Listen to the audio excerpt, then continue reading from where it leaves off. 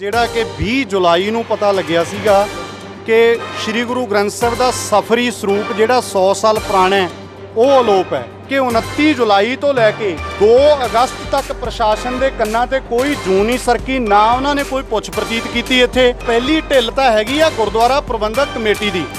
20 ਤਰੀਕ ਨੂੰ ਇਹਨਾਂ ਨੂੰ ਜੁਲਾਈ ਨੂੰ ਪਤਾ ਲੱਗ ਗਿਆ ਤੇ ਇਹਨਾਂ ਦੇ ਕੰਨ ਤੇ ਜੂੰ ਨਹੀਂ ਸਰਕੀ। ਔਰ ਅੱਜ ਮੈਨੂੰ ਹੈਰਾਨੀ ਹੁੰਦੀ ਹੈ ਐਸਪੀਡੀ ਸਾਹਿਬ ਇਹ ਗੱਲ ਕਹਿ ਗਏ ਸਾਡੇ ਇੱਥੇ ਸੰਗਤ ਦੇ ਵਿੱਚ, ਕਹਿੰਦੇ ਕਿ ਗੁਰਦੁਆਰਾ ਪ੍ਰਬੰਧਕ ਕਮੇਟੀ ਨੇ ਸਾਨੂੰ ਆ ਕੇ ਇਹ ਕਹਿਤਾ ਸੀਗਾ ਕਿ ਤੁਸੀਂ ਬੇਫਿਕਰ ਹੋ ਜਾਓ। ਏਵਨ ਪੰਜਾਬੀ ਦੀ ਨਵੀਂ ਅਪਡੇਟ ਲਈ ਬੈਲ ਆਈਕਨ ਨੂੰ ਕਲਿੱਕ ਕਰੋ ਤੇ ਏਵਨ ਪੰਜਾਬੀ ਨੂੰ ਸਬਸਕ੍ਰਾਈਬ ਕਰੋ। ਬੀਤੀ 24 ਤਰੀਕ ਨੂੰ ਪਟਿਆਲਾ ਦੇ ਪਿੰਡ ਕਲਿਆਣ ਦੇ ਗੁਰੂ ਘਰ ਵਿੱਚੋਂ ਗੁਰੂ ਮਹਾਰਾਜ ਜੀ ਦੇ 100 ਸਾਲ ਪੁਰਾਣੇ ਸਰੂਪ ਚੋਰੀ ਹੋ ਗਏ ਸਨ। ਉਸੇ ਮਾਮਲੇ ਨੂੰ ਲੈ ਕੇ ਪਟਿਆਲਾ ਜ਼ਿਲ੍ਹੇ ਦੇ ਪੁਲਿਸ ਪ੍ਰਸ਼ਾਸਨ ਨੇ ਅੱਜ ਮੌਕੇ ਤੇ ਪਹੁੰਚ ਕੇ ਉੱਥੇ ਜਾਂਚ ਪੜਤਾਲ ਕੀਤੀ ਤੇ ਇਸ ਮੌਕੇ ਦਰਬਾਰੇ ਖਾਲਸਾ ਦੇ ਸਿੰਘ ਜਥੇਬੰਦੀਆਂ ਤੇ ਉਹਨਾਂ ਦੇ ਨਾਲ ਹੀ ਦਮਦਮੀ ਟਕਸਾਲ ਦੇ ਸਿੰਘ ਵੀ ਉੱਥੇ ਪਹੁੰਚੇ, ਜਿਨ੍ਹਾਂ ਨੇ ਪੁਲਿਸ ਪ੍ਰਸ਼ਾਸਨ ਨਾਲ ਗੱਲਬਾਤ ਕਰਦਿਆਂ ਮੁੱਖ ਦੋਸ਼ੀ ਦੇ ਖਿਲਾਫ ਬਣਦੀ ਕਾਰਵਾਈ ਕਰਨ ਦੀ ਅਪੀਲ ਕੀਤੀ। ਉਹਨਾਂ ਨੇ ਕਿਹਾ ਕਿ ਗੁਰੂ ਮਹਾਰਾਜ ਜੀ ਦੇ ਪਾਵਨ ਸਰੂਪ ਜੋ ਕਿ 20 ਜੁਲਾਈ ਨੂੰ ਚੋਰੀ ਹੋਏ ਸਨ ਉਹ ਬਹੁਤ ਹੀ ਛੋਟੇ ਆਕਾਰ ਦੇ ਸੀ, ਪਰ ਫਿਰ ਵੀ ਗੁਰਦੁਆਰਾ ਪ੍ਰਬੰਧਕ ਕਮੇਟੀ ਵੱਲੋਂ ਕੋਈ ਵੀ ਪੁਲਿਸ ਨੂੰ ਕੰਪਲੇਂਟ ਨਹੀਂ ਕੀਤੀ ਗਈ। ਜਦੋਂ ਪਿੰਡ ਵਾਸੀਆਂ ਨੂੰ ਇਸ ਗੱਲ ਦਾ ਪਤਾ ਲੱਗਿਆ ਤਾਂ ਉਸ ਤੋਂ ਬਾਅਦ ਪੁਲਿਸ ਨੂੰ ਇੱਕ ਲਿਖਤੀ ਸ਼ਿਕਾਇਤ ਦਿੱਤੀ ਗਈ, ਪਰ ਫਿਰ ਵੀ ਇਸ ਮਾਮਲੇ ਤੇ ਹੁਣ ਤੱਕ ਕੋਈ ਕਾਰਵਾਈ ਕਿਉਂ ਨਹੀਂ ਹੋਈ। ਇਸ ਦੇ ਨਾਲ ਹੀ ਉਹਨਾਂ ਨੇ ਹੋਰ ਕੀ ਕਿਹਾ, ਆਓ ਸੁਣਦੇ ਹਾਂ।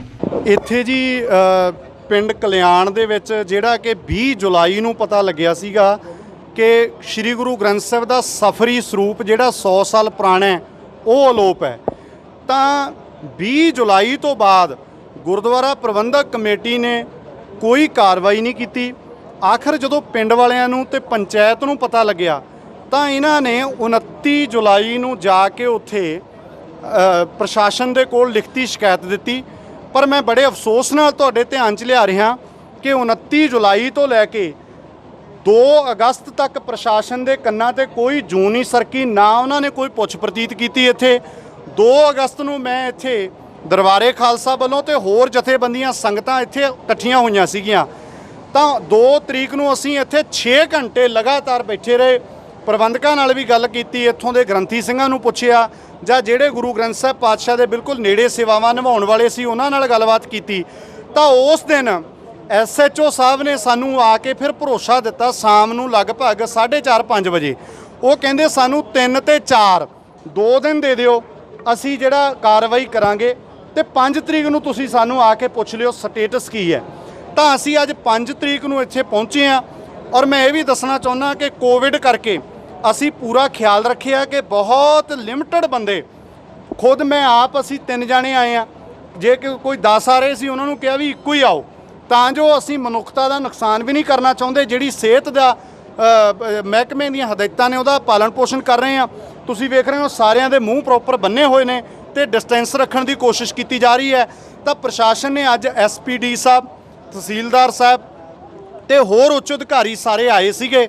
ਤਾਂ ਗੱਲਬਾਤ ਇਹਨਾਂ ਨਾਲ ਇਹੀ ਹੋਈ ਹੈ ਕਿ ਅਸੀਂ ਚਾਹੁੰਦੇ ਹਾਂ ਕਿ ਪੂਰੇ ਪੰਜਾਬ ਦੇ ਵਿੱਚ ਜਿਹੜਾ ਬੇਅਦਬੀਆਂ ਦਾ ਦੌਰ ਚੱਲ ਰਿਹਾ ਹੈ ਪਰ ਬਣਦੀ ਕਾਰਵਾਈ ਦੋਸ਼ੀਆਂ ਤੇ ਨਹੀਂ ਹੋ ਰਹੀ, ਤੇ ਤੁਸੀਂ ਪਟਿਆਲਾ ਦੀ ਜਿਹੜੀ ਪੁਲਿਸ ਹੈ ਇੱਕ ਐਸੀ ਉਦਾਹਰਨ ਸੈੱਟ ਕਰ ਦਿਓ ਕਿ ਜਿਹੜੇ ਇਹੋ ਜਿਹੇ ਸ਼ਰਾਰਤੀ ਗੁੰਡੇ ਦੁਸ਼ਟ ਨੇ ਉਹਨਾਂ ਨੂੰ ਸੰਗਤ ਦੇ ਸਾਹਮਣੇ ਲਿਆਓ ਤੇ ਉਹਨਾਂ ਤੇ ਬਣਦੀ ਕਾਰਵਾਈ ਕਰਾਓ।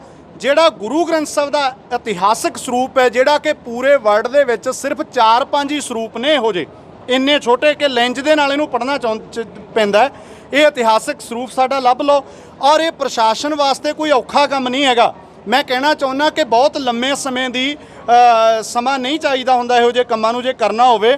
ਆਪਾਂ ਸਾਰੇ ਜਾਣਦੇ ਹਾਂ ਕਿ ਜਦੋਂ ਮਹਾਰਾਣੀ ਪ੍ਰਨੀਤ ਕੌਰ ਦੇ ਖਾਤੇ ਦੇ ਵਿੱਚੋਂ 23 ਲੱਖ ਰੁਪਈਆ ਟਰਾਂਸਫਰ ਹੋ ਗਿਆ ਸੀਗਾ, ਤਾਂ ਉਸ ਵਕਤ ਦੂਜੇ ਤੀਜੇ ਦਿਨ ਜਾ ਕੇ ਬੰਦੇ ਜਿਹੜੇ ਸੀਗੇ ਦੂਜੇ ਸੂਬੇ ਦੇ ਵਿੱਚੋਂ ਵੀ ਲੱਭ ਲਏ ਸੀਗੇ। ਤਾਂ ਜੇ ਪ੍ਰਸ਼ਾਸਨ ਇਮਾਨਦਾਰੀ ਨਾਲ ਕੰਮ ਕਰੇ, ਸਰਕਾਰ ਕੈਪਟਨ ਅਮਰਿੰਦਰ ਸਿੰਘ ਜਿਹੜੇ ਕਿ ਸਾਡੇ ਨਾਲ ਵਾਅਦਾ ਕਰਕੇ ਕਿ ਅਸੀਂ ਬੇਅਦਬੀ ਬਰਗਾੜੀ ਦੇ ਵਿੱਚ ਹੋਈ ਹੈ ਉਹਨਾਂ ਦੋਸ਼ੀਆਂ ਤੇ ਕਾਰਵਾਈ ਕਰਾਂਗੇ, ਤਾਂ ਉਹ ਵਾਅਦਾ ਕਰਕੇ ਪਾਵਰ 'ਚ ਆਏ ਨੇ। ਅੱਜ ਕੈਪਟਨ ਅਮਰਿੰਦਰ ਸਿੰਘ ਦੇ ਮੋਤੀ ਮਹਿਲ ਤੋਂ 10 ਕਿਲੋਮੀਟਰ ਦੀ ਦੂਰੀ ਤੇ ਪਿੰਡ ਕਲਿਆਣ ਦੇ ਵਿੱਚ ਫੇਰ ਦੂਜੀ ਵਾਰ ਜਿਵੇਂ ਬੁਰਜ ਜਵਾਹਰ ਸਿੰਘ ਵਾਲੇ ਹੋਇਆ ਸੀ ਸਰੂਪ ਚੋਰੀ, ਇਵੇਂ ਅੱਜ ਚੋਰੀ ਹੋ ਚੁੱਕਿਆ।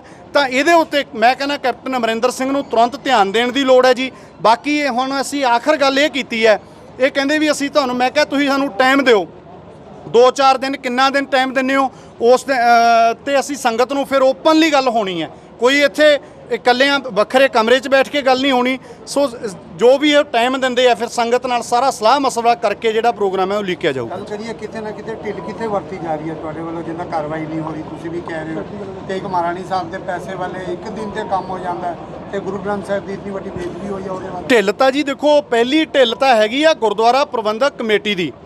20 ਤਰੀਕ ਨੂੰ ਇਹਨਾਂ ਨੂੰ ਜੁਲਾਈ ਨੂੰ ਪਤਾ ਲੱਗ ਗਿਆ ਤੇ ਇਹਨਾਂ ਦੇ ਕੰਨ ਤੇ ਜੂੰ ਨਹੀਂ ਸਰਕੀ। ਔਰ ਅੱਜ ਮੈਨੂੰ ਹੈਰਾਨੀ ਹੁੰਦੀ ਹੈ SPD ਸਾਹਿਬ ਇਹ ਗੱਲ ਕਹਿ ਗਏ ਸਾਡੇ ਇੱਥੇ ਸੰਗਤ ਦੇ ਵਿੱਚ। ਉਹ ਮੈਂ ਕਿਹਾ ਜੀ ਹੁਣ ਤੱਕ ਕਾਰਵਾਈ ਕਿਉਂ ਨਹੀਂ ਕੀਤੀ? ਤਾਂ ਉਹਨਾਂ ਨੇ ਇੱਕ ਜਵਾਬ ਦਿੱਤਾ ਹੈ, ਕਹਿੰਦੇ ਕਿ ਗੁਰਦੁਆਰਾ ਪ੍ਰਬੰਧਕ ਕਮੇਟੀ ਨੇ ਸਾਨੂੰ ਆ ਕੇ ਇਹ ਕਹਿਤਾ ਸੀਗਾ ਕਿ ਤੁਸੀਂ ਬੇਫਿਕਰ ਹੋ ਜਾਓ, ਅਸੀਂ ਜਿਹੜੇ ਆ ਆਪਣੇ ਤੌਰ ਤੇ ਤਫਤੀਸ਼ ਕਰ ਰਹੇ ਹਾਂ। ਸੋ ਇਹ ਇੱਥੋਂ ਜਿਹੜਾ ਸ਼ੱਕ ਹੈ ਉਹ ਬਹੁਤ ਪਾਸੇ ਜਾਂਦਾ ਹੈ। ਗੁਰਦੁਆਰਾ ਪ੍ਰਬੰਧਕ ਕਮੇਟੀ ਔਰ ਗ੍ਰੰਥੀ ਸਿੰਘਾਂ ਨੂੰ ਚੰਗੀ ਤਰ੍ਹਾਂ ਸਾਰਿਆਂ ਨੂੰ ਪੁੱਛ ਪ੍ਰਤੀਤ ਹੋਣੀ ਚਾਹੀਦੀ ਹੈ। ਇਹ ਪ੍ਰਸ਼ਾਸਨ ਦੀ ਵੀ ਬਹੁਤ ਵੱਡੀ ਢਿੱਲ ਹੈ ਕਿ ਜੇ ਕਮੇਟੀ ਵਾਲਿਆਂ ਨੇ ਕਹਿ ਵੀ ਦਿੱਤਾ ਸੀਗਾ ਪਰ ਇਹਨਾਂ ਨੂੰ ਆਪਣੇ ਤੌਰ ਤੇ ਜਿਹੜੀ ਕਾਰਵਾਈ ਹੈ ਉਹ ਕਰਨੀ ਚਾਹੀਦੀ ਸੀ ਜੀ। ਹੁਣ ਇਹਨਾਂ ਤੋਂ ਅਸੀਂ ਟਾਈਮ ਹੀ ਮੰਗ ਰਹੇ ਹਾਂ ਕਿ ਸਾਨੂੰ ਸਮਾਂ ਦੱਸੋ ਕਿੰਨੇ ਟਾਈਮ ਦੇ ਵਿੱਚ ਜਿਹੜਾ ਤੁਸੀਂ ਕਾਰਵਾਈ ਆ ਉਹ ਕਰ ਦਿਓਗੇ ਤੇ ਫਿਰ ਮੁੜ ਕੇ, ਕਿਉਂਕਿ ਅਸੀਂ ਸੰਗਤ ਨੂੰ ਸਮੁੱਚੇ ਰੂਪ 'ਚ ਸਾਰੀ ਗੱਲ ਜਿਹੜੀ ਦੱਸਣੀ ਹੈ। ਸੋ ਓਪਨਲੀ ਇਹ ਸਾਰਾ ਜਿਹੜਾ ਫੈਸਲਾ ਹੋਣਾ ਜੀ। ਦੇਖੋ ਜੀ ਇਹ ਤਾਂ ਇਹਨਾਂ ਨੂੰ ਕਰਨਾ ਚਾਹੀਦਾ।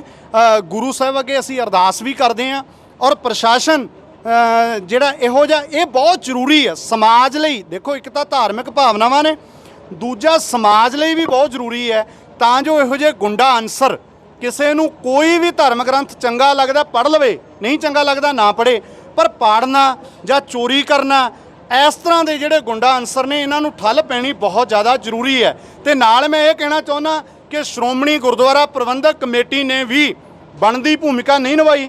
2 ਅਗਸਤ ਨੂੰ ਜਦੋਂ ਅਸੀਂ ਆ ਕੇ ਇੱਥੇ ਸਾਰੇ ਪਾਸੇ ਰੌਲਾ ਪਾਇਆ, ਤੁਹਾਡਾ ਮੀਡੀਆ ਦਾ ਬਹੁਤ ਧੰਨਵਾਦ ਹੈ, ਤੁਸੀਂ ਸਹਿਯੋਗ ਦਿੱਤਾ, ਸਾਰੇ ਪਾਸੇ ਗੱਲ ਪਹੁੰਚੀ, ਤਾਂ ਇੱਥੇ ਅਗਲੇ ਦਿਨ ਮਜਬੂਰਨ ਗੋਬਿੰਦ ਸਿੰਘ ਲੌਂਗੋਵਾਲ ਨੂੰ ਇੱਥੇ ਆਉਣਾ ਪਿਆ। ਤੇ ਉਹ ਤਾਂ ਆਪ ਨਾਲੇ ਸ਼੍ਰੋਮਣੀ ਕਮੇਟੀ 267 ਸਰੂਪ ਜਿਹੜੇ ਨੇ ਉਹਨਾਂ ਦੇ ਰਿਕਾਰਡ ਦੇ ਵਿੱਚ ਹੈ ਨਹੀਂ। ਜਿਹੜੀ ਜਾਂਚ ਟੀਮ ਬਣਾਈ ਸੀ ਬੀਬੀ ਨਵਿਤਾ ਕੌਰ ਉਹ ਜਵਾਬ ਦੇ ਗਏ ਤੇ ਉਹਨਾਂ ਨੂੰ ਮਤਲਬ ਇਹ ਵੀ ਖਬਰਾਂ ਆ ਰਹੀਆਂ ਨੇ ਇਹੋ ਜਿਹੀਆਂ ਕਿ ਹੋਰ ਸਰੂਪ ਜਿਹੜੇ ਨੇ ਛਪਵਾਈ ਹੋ ਰਹੀ ਹੈ। ਇਸ ਕਿਸਮ ਦੀਆਂ ਗੱਲਾਂ ਲੋਕਾਂ 'ਚ ਚੱਲ ਰਹੀਆਂ ਨੇ ਕਿ ਚੁੱਪਚਾਪ ਹੀ ਰਿਕਾਰਡ ਪੂਰਾ ਕਰ ਦਿੱਤਾ ਜਾਵੇ। ਸੋ ਸ਼੍ਰੋਮਣੀ ਗੁਰਦੁਆਰਾ ਪ੍ਰਬੰਧਕ ਕਮੇਟੀ ਤਾਂ ਸ਼ੱਕੀ ਹੋ ਚੁੱਕੀ ਹੈ, ਉਹਨਾਂ ਤੇ ਸਿੱਖਾਂ ਨੂੰ ਕੋਈ ਭਰੋਸਾ ਨਹੀਂ ਹੈਗਾ ਤੇ ਪ੍ਰਸ਼ਾਸਨ ਵੀ ਢਿੱਲੀ ਕਾਰਜਕਾਰੀ ਹੈ। ਇਸ ਕਰਕੇ ਆਪ ਮੁਹਾਰੇ ਸੰਗਤ ਨੂੰ ਜਿਹੜਾ ਇਸ ਤਰ੍ਹਾਂ ਰੋਸ ਜਤਾਉਣੇ ਪੈ ਰਹੇ ਨੇ ਸ਼ਾਂਤਮਈ ਢੰਗ ਨਾਲ ਜੀ। Now Even Punjabi launch a newspaper, The Power of Words. Now you check out all our daily updates on our website www.evenpunjabi.com and all updates on our social networks, Facebook, Twitter, Instagram and YouTube. Thank you. ਇੱਕ ਵਾਰ ਜ਼ਰੂਰ ਮਿਲੋ, ਸੰਪਰਕ ਕਰੋ ਵਿਸ਼ਵਨਾਥ ਤਾਂਤਰਿਕ। ਤੁਸੀਂ ਸੰਪਰਕ ਕਰ ਸਕਦੇ ਹੋ 90244 70842। ਮੈਂ ਆਪਣੇ ਇਹ ਮੋਢਿਆਂ ਤੇ ਗੋਡਿਆਂ ਤੋਂ ਬਹੁਤ ਦੁਖੀ ਸੀ। ਮੇਰੇ ਲਈ ਤਾਂ ਤੁਰਨਾ ਫਿਰਨਾ ਵੀ ਇੰਨਾ ਔਖਾ ਹੋਇਆ ਸੀ ਮੈਂ ਦੱਸ ਵੀ ਨਹੀਂ ਸਕਦਾ। ਪਰ ਜਦ ਤੋਂ ਮੈਨੂੰ ਫੀ ਰਿਲੀਫ ਮਿਲਿਆ 2.5-3 ਮਹੀਨੇ ਇਸਤੇਮਾਲ ਕਰਨ ਤੋਂ ਬਾਅਦ ਗੋਡੇ ਵੀ ਓਕੇ, ਮੋਢੇ ਵੀ ਓਕੇ। ਜੇ ਤੁਸੀਂ ਵੀ ਕਿਸੇ ਇਸ ਤਰ੍ਹਾਂ ਦੀ ਬਿਮਾਰੀ ਤੋਂ ਪਰੇਸ਼ਾਨ ਹੋ ਤੇ ਬੇਝਿਜਕ ਹੋ ਕੇ ਇਸ ਨੂੰ ਇਸਤੇਮਾਲ ਕਰੋ। ਸਿਰਫ 2.5-3 ਮਹੀਨੇ ਇਹ 125 ਬਿਮਾਰੀਆਂ ਤੱਕ ਦਾ ਇਲਾਜ ਕਰ ਸਕਦਾ ਹੈ। ਫੀ ਰਿਲੀਫ ਹਮੇਸ਼ਾ ਯਾਦ ਰੱਖੋ। ਬਸ ਕੁਛ ਦਿਨਾਂ ਤੋਂ ਮੈਨੂੰ ਬਾਲਾਂ ਦੀ ਬੜੀ ਸਮੱਸਿਆ ਸੀ, ਮੇਰੇ ਬਾਲ ਝੜਨੇ ਸ਼ੁਰੂ ਹੋ ਗਏ ਸੀ। ਮੈਨੂੰ ਮੇਰੇ ਦੋਸਤ ਨੇ ਆਇਲ ਫੀ ਰਿਲੀਫ ਵਾਲੇ ਦੱਸਿਆ। ਮੈਂ ਇਹ ਤੇਲ 3 ਮਹੀਨੇ ਲਾਣਾ ਆਪਣੇ ਸਿਰ ਤੇ ਅਪਲਾਈ ਕੀਤਾ। ਇਹ ਬਿਲਕੁਲ ਆਯੁਰਵੈਦਿਕ ਤੇਲ ਹੈ, ਇਹਦਾ ਕੋਈ ਸਾਈਡ ਇਫੈਕਟ ਨਹੀਂ ਹੈ ਤੇ ਮੇਰੇ ਬਾਲ ਜਿਹੜੇ ਗੰਜਪਣ ਪੈਣਾ ਸ਼ੁਰੂ ਹੋ ਗਿਆ ਸੀ ਉਹ ਦੁਬਾਰਾ ਆਉਣ ਲੱਗ ਗਏ ਤੇ ਮੈਨੂੰ ਤਾਂ ਬੜਾ ਫਾਇਦਾ ਦਿੱਤਾ ਇਸ ਨੇ। ਜੇ ਤੁਹਾਨੂੰ ਵੀ ਕਿਸੇ ਇਸ ਤਰ੍ਹਾਂ ਦੀ ਪ੍ਰੋਬਲਮ ਦਾ ਤੁਸੀਂ ਸਾਹਮਣਾ ਕਰ ਰਹੇ ਹੋ ਤਾਂ ਇਹ ਤੇਲ ਲਾਣਾ ਨਾ ਭੁੱਲੋ। ਕਿਤੇ ਨਾ ਕਿਤੇ ਅਸੀਂ ਆਪਣੇ ਬਾਲਾਂ ਕਰਕੇ ਸ਼ਰਮ ਫੀਲ ਕਰਦੇ ਹਾਂ ਕਿ ਸੋਸਾਇਟੀ 'ਚ ਬੈਠੇ ਹਾਂ ਕਿ ਕੋਈ ਮਜ਼ਾਕ ਨਾ ਕਰ ਰਿਹਾ ਹੋਵੇ, ਪਰ ਥੈਂਕਸ ਟੂ ਫ੍ਰੀ ਰਿਲੀਫ ਜਿਹਨੇ ਮੇਰਾ ਇਹ ਕੌਨਫੀਡੈਂਸ ਬਿਲਡ ਕੀਤਾ, ਜਿਹਦੇ ਲਗਾਉਣ ਨਾਲ ਮੈਂ ਮਾਰਕੀਟ 'ਚ ਹੁਣ ਬੜਾ ਹੀ ਕੌਨਫੀਡੈਂਟ ਹਾਂ ਔਰ ਇਹਦੇ ਨਾਲ ਮੈਨੂੰ ਬੜਾ ਫਾਇਦਾ ਹੋਇਆ। ਤੇ ਮੈਨੂੰ ਸਰਵਾਈਕਲ ਦੀ ਵੀ ਦਿੱਕਤ ਸੀ ਤੇ ਉਹਦੇ ਨਾਲ ਵੀ ਮੈਨੂੰ ਬੜਾ ਰਿਲੀਫ ਮਿਲਿਆ। ਇਹ ਯੂਜ਼ ਕਰੋ ਤੇ ਮੈਂ ਪ੍ਰੈਕਟੀਕਲ ਯੂਜ਼ ਕਰ ਰਿਹਾ।